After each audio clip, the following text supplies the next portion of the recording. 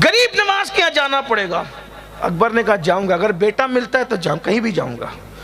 अब महल के अंदर जो चमचे थे उन पर तो क्या होगा, पैदल बादशाह जाएगा आगरा से अजमेर शरीफ, क्या होगा क्या होगा। बहरहाल बादशाह ने कहा हम तो जाएंगे। और बादशाह गया, मगर अकीदत उसकी थी, नंगे पैर गया।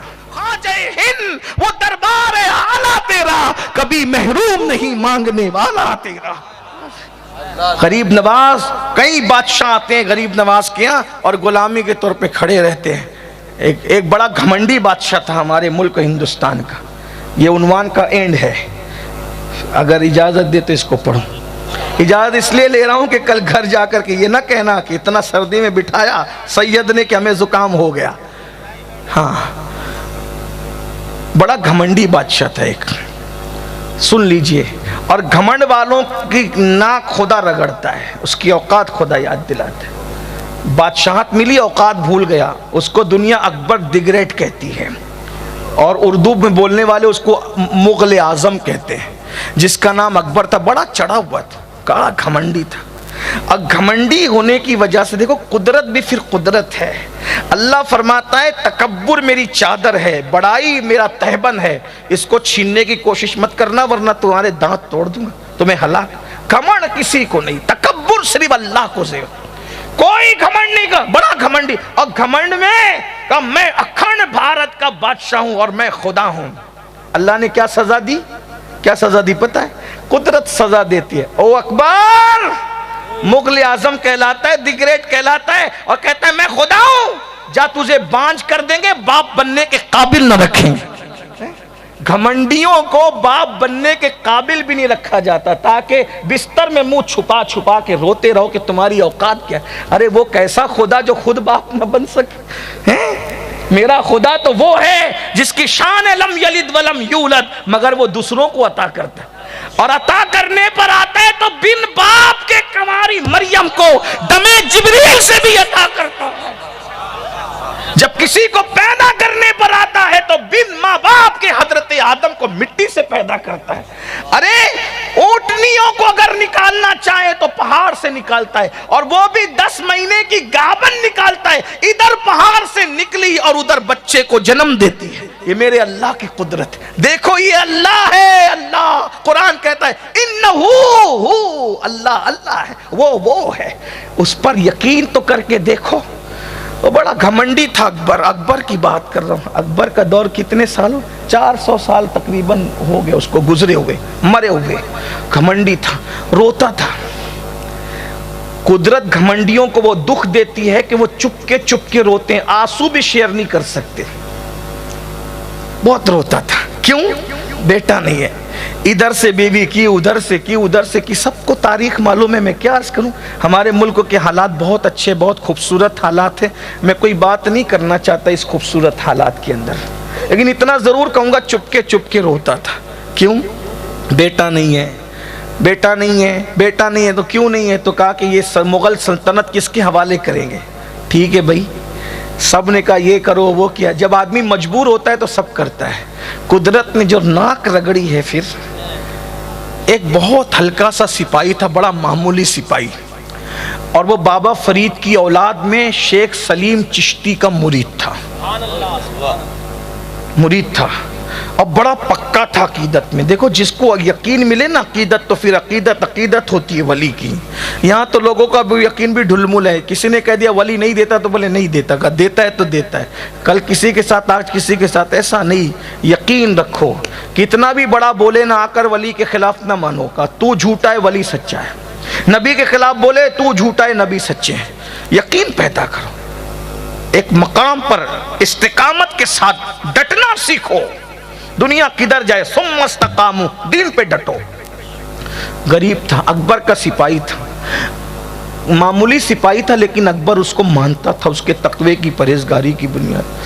उसने अकबर को रोते देखा, देख ली, आना जाना था, देख ले। कहा महाराज क्यों रो रहे? जिल्ले इलाही, ये अलकाबात, जिल्ले इलाही के रोने की वजह क्या है? उसने कहा तो मेरा दुख नहीं समझ सकेगा। कहा मैं किसी से शेयर नहीं करूंगा, लेकिन आप मुझे बताएं, हो सकता है मैं आपके काम आ सकूं, क्योंकि बहुत दुखों में बड़े बड़े काम नहीं आते, कोई छोटा काम आ सकता है। आप बताएं क्या दुख है? का रोता हूं कि बेटा नहीं है, मर जाऊंगा, इतनी बड़ी सल्तनत अखंड भारत की किसके कौन कब्जा कर लेगा? का हो जाएगा, यकीन। मामूली सा सिपाही था, बोला हो जाएगा, हो जाए, आंखें चमक गई, हो जाएगा। हाँ, मेरे मुर्शिद है, फतेहपुर में रहते हैं, उनका नाम सलीम चिश्ती है, गरीब नवाज के मुरीद के औलाद में से। अच्छा, वो दुआ देंगे आपका काम बन जाएगा। बादशाह ने कहा अगर बेटे के लिए जाना पड़े तो मैं जाऊंगा, उस फकीर की कुटिया तक जाऊंगा। अल्लाह की शान देखो, ये खुदा बनने खड़ा था, अल्लाह ने अपने बंदे के पास भेजा, जा नाक रगड़, ताकि औकात समझ में आए ना, खुदा बनाए ना तू, जा। वहां पहुंचा, बहरहाल शेख सलीम चिश्ती ने दुआ की। चूंकि आगरा से फतेहपुर बहुत दूर नहीं था, किसी को मालूम पड़ा, किसी को नहीं पड़ा। अब शेख सलीम चिश्ती उसको जो वो बिल्कुल खोल देना, एक्सपोज करना चाहते थे। काम तो होगा, क्योंकि सूफिया की चौखट पे आए, दोस्त और दुश्मन वो सबका काम बनाते हैं, सूफिया सबका काम बना दोस्तों का, लेकिन एक्सपोज भी करना है कि ये खुदा नहीं है। क्यों? जब खुदा के बंदे के पास जाके झुक गया तो ये कौन सा खुदा है? जो बादहू ला शरीक के बंदे के पास आकर के झुका ना, तो फिर ये कौन सा खुदा हो? औकात खुद ही समझ में आ जाएगी। शेख सलीम चिश्ती ने दुआ की और कहा कि औलाद होगी, लेकिन एक शर्त है। क्या? का पैदल अजमेर शरीफ जाना पड़ेगा, पैदल जाना पड़ेगा। पैदल जाओगे, बस वहां हाजिरी दो और दुआ करो अल्लाह से, अल्लाह तुम्हें बेटा देगा। अगर ना हुआ तो, का ना हुआ तो फिर हम हैं, हमारी गर्दन उड़ा दें, जो चाहो कर लेना, लेकिन होगा, इंशाअल्लाह होगा। वली के आस्थाने पे की जाने वाली दुआ रद नहीं। इन्ना रहमतल्लाहि करीबुम मिनल मोहसिनीन, अल्लाह की रहमत मोहसिनों के करीब है। पीर मेर अली शाह साहब एक बार तकरीर कर रहे थे, कहा वली के आस्थाने पे जो दुआ करता है कबूल होती है, चाहे दुआ करने वाला कैसा ही हो। तो एक जवान खड़ा हुआ, का ये बात समझ में नहीं आती, कैसा ही हो, कैसे कबूल हो सकती है? कहा बेटा इधर आ। वो धूप में खड़ा था, उसको इधर आया, पंखा चल रहा था स्टेज पे, पसीने पसीने तक करीब खड़ा, ये तकरीर जारी है पीर मेरे अली शाह साहब की। उसने कहा हजरत मेरा जवाब तो दो। का बेटा जवाब तो दे दिया। कहा क्या? कहा कि तू धूप में खड़ा था, पसीने हो रहे थे। कहा मेरे पास आया, पसीने हो रहे। कहा नहीं। कहा क्यों? कहा पंखा चल रहा है। पंखा तेरे लिए लगा कि मेरे लिए? कहा आपके लिए। तेरे आने से पंखा बंद हुआ? नहीं।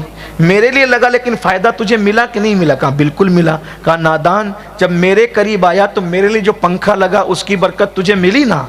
तो वली पर हर वक्त तो रहमतों का नुज़ूल होता है, जो जाता है अल्लाह रहमतों का निछावर बंद नहीं करता, जो जाता है वो भी रहमत का मुस्तहिक हो जाता है। दुआ तो हर जगह से अल्लाह सुनता है, लेकिन कुरान देखें उठा करके, अल्लाह क्या फरमा रहा है? जकरिया ने मेहराब मरियम से अल्लाह को पुकारा। हजरत जकरिया ने कितनी दुआएं की, जवाब आया। नबी की शान वली से बहुत बड़ी है, लेकिन नबी के जरिए से वली की शान बताई जा रही है। लेकिन जब मेहराब मरियम से अल्लाह ने जकरिया अलैहिस्सलाम ने अल्लाह को पुकारा, तो अल्लाह ने उसी वक्त तो बेटे की बशारत अता फरमा दी। देखा, मरियम कौन थी? वलिया थी। वलिया थी कि नहीं थी? ये है। लोग कहते क्या मिलता है वहां जाके? मैंने कहा जाके तो देख, फिर पता चलेगा क्या मिलता। गरीब नवाज के यहाँ जाना पड़ेगा। अकबर ने कहा जाऊंगा, अगर बेटा मिलता है तो जाऊं, कहीं भी जाऊंगा। अब महल के अंदर जो चमचे थे उन पर तो क्या होगा, पैदल बादशाह जाएगा आगरा से अजमेर शरीफ, क्या होगा क्या होगा। बहरहाल बादशाह ने कहा हम तो जाएंगे। और बादशाह गया, मगर अकीदत उसकी थी, नंगे पैर गया। अकबर नंगे पैर गया, पैरों में छाले आते थे, लेकिन नंगे पैर। बेटे की हसरत उसको ले गई। लोग रास्ते में कहते भी थे, जो चमचे थे, चाय से ज्यादा केतलियां गर्म होती है, कहते थे अरे क्या वो फकीर की बात को तुमने मान लिया, और क्या वो मामूली सिपाही वहां चला गया और वहां से इधर चले गए, ये सब क्या हो रहा है?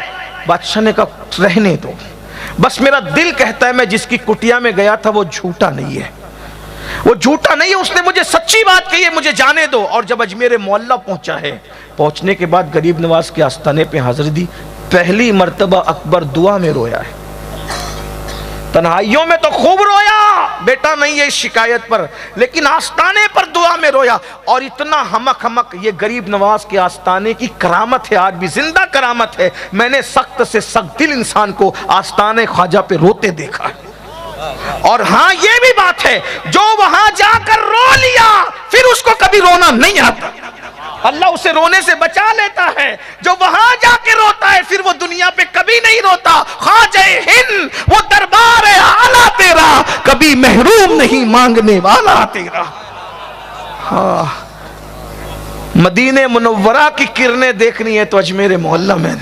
मैं पहली मर्तबा मेरी अम्मी के साथ मदीने मुनव्वरा गया तो मेरी अम्मी ने मदीना शरीफ देखकर रोते हुए कहा, बेटा यहाँ तो अजमेर शरीफ जैसा लगता है,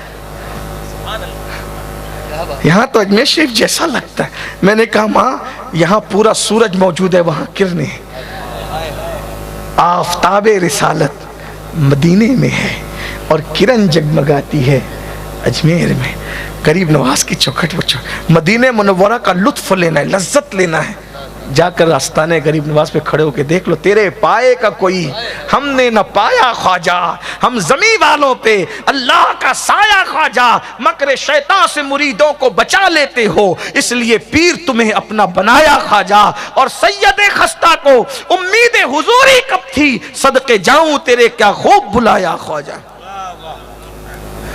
गया, रोया, बहुत रोया और अल्लाह से गिड़गिड़ा के मांगा गरीब नवाज के वसीले से। और जब आंसू पोंछ करके आस्ताने के बाहर निकला तो जो केतलियां थी, चमचे, हो गई हसरत पूरी। कहा आज दिल का बोझ हल्का हो गया, दिल कहता है कि हो गई हसरत पूरी। और उसके बाद जब बादशाह आगरा पहुंचा, चंद दिनों के बाद ही महल में शहनाइयां बज रही थी। कहा काय की शहनाई है? अब मुबारक हो, अल्लाह ने रानी को खुशी अता फरमाई है और शिकम में जो है बच्चे की आमद हुई है। बादशाह ने तय किया बेटा होगा, अपने ख़ानदान में किसी के नाम पे नाम नहीं रखूँगा। जिस सलीम चिश्ती ने गरीब नवाज की चौखट बताई उसी के नाम पर मैं अपने बेटे का नाम सलीम रखूँ। ये है गरीब नवाज। लोग कहते हैं क्या मिलता, हमने कहा जाके देखो। और फिर अकबरी मस्जिद, अभी भी अकबरी मस्जिद का सबूत है, अभी इतनी बड़ी मस्जिद बनाई थी, अभी भी हज़ारों लोग उसमें नमाज पढ़ते हैं। गरीब नवाज है।